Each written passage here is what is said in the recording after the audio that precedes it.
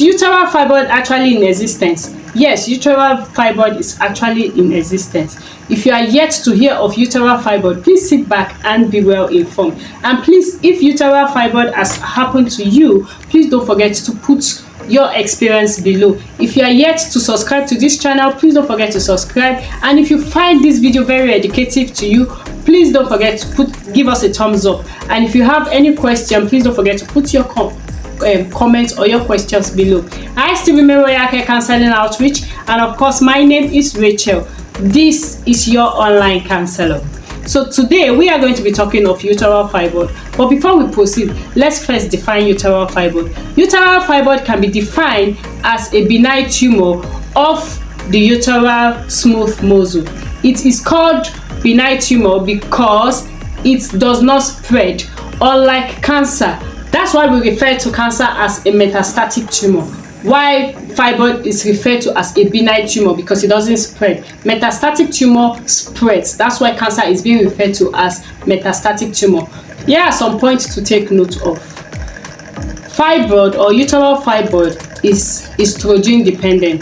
Estrogen dependent in the sense that it occurs only in a reproductive year. When a woman is in a reproductive year, that is when she can still conceive, that is when fibroid can grow in her. But when she can't conceive, fibroid cannot grow in her. Meaning when a girl child has not started seeing a menstrual cycle, fibroid cannot grow in her. And when a woman attains menopause, fibroid cannot grow in her. That is why it is called estrogen dependent. It does not occur when a woman is not in a reproductive year. Let's talk about the causes of fibroid. Causes of fibroid is yet to be discovered. So we are going to say the causes of fibroid is still unknown for now. So let's talk about the risk factor of fibroid. Risk factor are those factors that predisposes one to having fibroid grow in them. So number one is black race. It has been observed that the level of girl child menstrual cycle is getting lower by the day, meaning these days the girl child starts to see a menstrual cycle at a very early age. In the days of old, you see a girl child does not start a menstrual cycle until she attains 15, 16, 17. But these days you see a girl of 10, 12 attaining, or she starts to see a menstrual cycle. And this is as a result of some birth control pills that have been consumed either by their mother or by the girl child. We also have some family planning techniques that have been adopted that led to hormonal imbalance. And we also have the existence of our black tradition, or the traditions we practice in the black among us, that is giving out the girl child's hand in marriage. When a girl child is still young and you give her a hand out in marriage, you predisposes her to fibroid. Number two of one of the risk factor is few number or no number of children. That is, when you decide not to have children at all, or you decide to have very limited number of children, it exposes the womb to prolonged estrogen stimulation. But when you decide to get pregnant, for that period of 9 months that you are pregnant, it reduces the stress from the womb of having estrogen stimulation. So once you decide that, okay, I don't want to have children, or I don't want to have lots of children, I want to have very limited number of children, your womb is exposed to prolonged estrogen imbalance. Estrogen stimulation, is exposed to estrogen stimulation, giving room for fibroid to occur, giving room for fibroid to grow. Number three, we have obesity. Fat cells makes more estrogen cells. So for every obese person or obese woman, you are giving room for more estrogen you are exposing your womb for more estrogen, and that gives room for fibroid to occur or to grow in your womb. Therefore, we have COCP, that's combined oral contraceptive pill. For every oral contraceptive pill you are exposed to, it gives room for monthly stimulation of estrogen imbalance, which gives room for fibroid to be in occurrence. That is, this COCP, it is hormonal based. So when you continue to take those contraceptives or birth control pills that helps you or prevent you from getting pregnant, it helps your womb to to be more prolonged to more estrogen, and it will help your womb to be stimulated for fibroid to occur. I don't know if I'm making a point. That is, since you are using those contraceptive pills to prevent pregnancy, your womb is exposed to prolonged estrogen. But for the period of 9 months in which you are pregnant, it reduces the stress from the womb to be exposed to estrogen, which will help to prevent fibroid from occurring. Factors that protect or prevent fibroid from occurring. Number 1 is many children. For the period of 9 months that you are pregnant, it helps to reduce the stress of estrogen stimulation in your womb. So once you decide to have many children, that means you continually reduce the stress of estrogen stimulation in your womb. That will give no room for fibroid to grow. Then number 2 of fibroid is smoking. However, I want you to take note of this.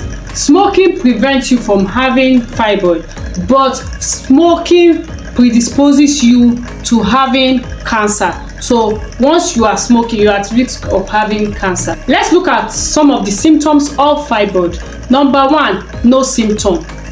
That is, it is also referred to as asymptomatic, meaning it shows no sign, no symptom, except maybe you have a case of where a woman have been married for some years. Why have I not had children? When she now goes for medical checkup, they now realize, oh, she has fibroid. Or sometimes when you just go for ultrasound, you realize that, oh, I have fibroid. So that is an asymptomatic sign of fibroid. Number 2 is abnormal swelling. That's one of the most common, because people think the woman is pregnant.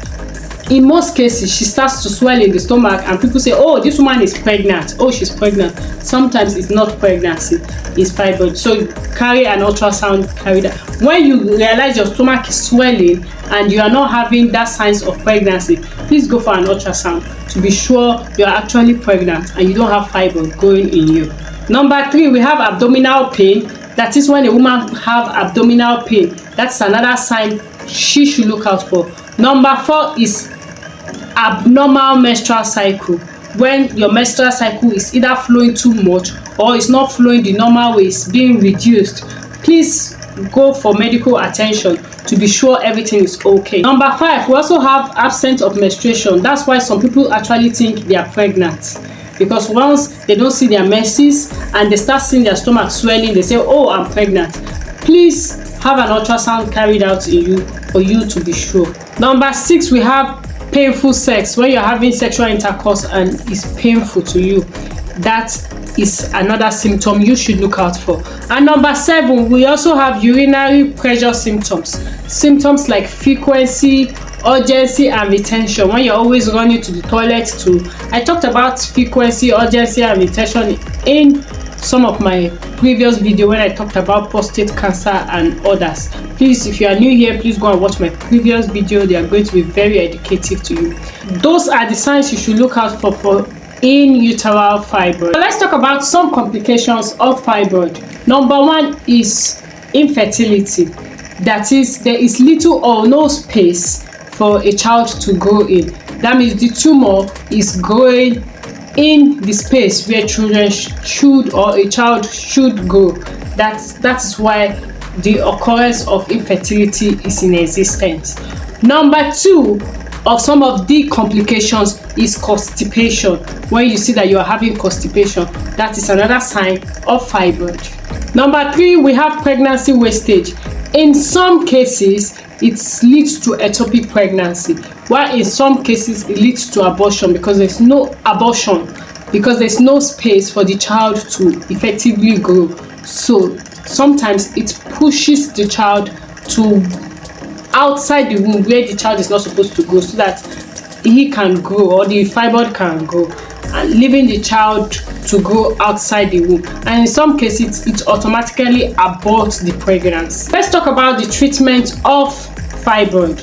The treatment of fibroid in most cases is usually a surgical procedure. So I hope you find this video very helpful to you. If you are yet to subscribe to this channel, please don't forget to subscribe. If you are new here, please don't forget to watch our previous videos. They are very educative. You would love it. My next video, I am going to be talking of fibroid and pregnancy, meaning we are going to be looking at the effect of fibroid on pregnancy and the effect of pregnancy on fibroid. So I want you to stay tuned so that you'll be well informed. And if you are new here, please don't forget to watch my previous videos. They are going to be more educative to you. And if you are yet to subscribe, please don't forget to click the subscribe button and the notification button so that whenever we post any video, you will be the first person to view it. I still remain your online counselor. My name is Rachel. If you have any counseling issues and you need to make a booking, don't forget to make a booking with us. Bye bye.